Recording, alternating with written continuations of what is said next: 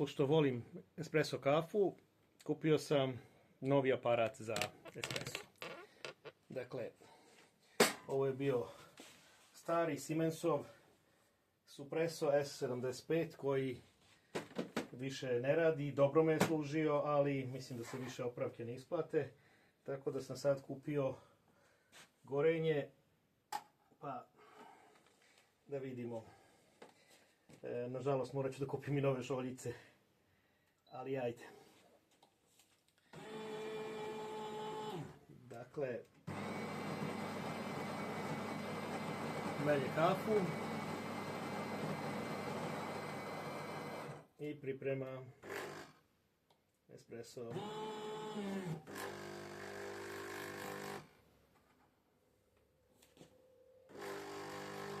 Ova šoljica će da pobegne kandar.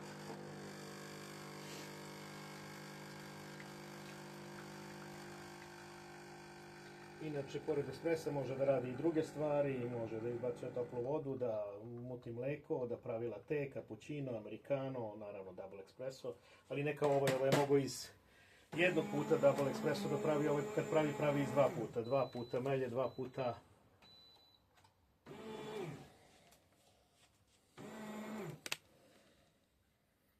Evo, lepa pena, samo kažem nije odgovarajuća šoljica. Miris je odličan. Ovo je neka kafa iz Palerma.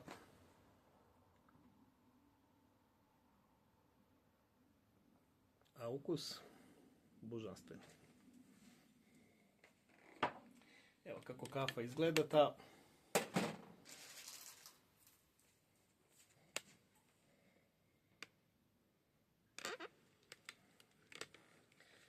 Tako da konačno ponovo mogu da pijem dobar espresso.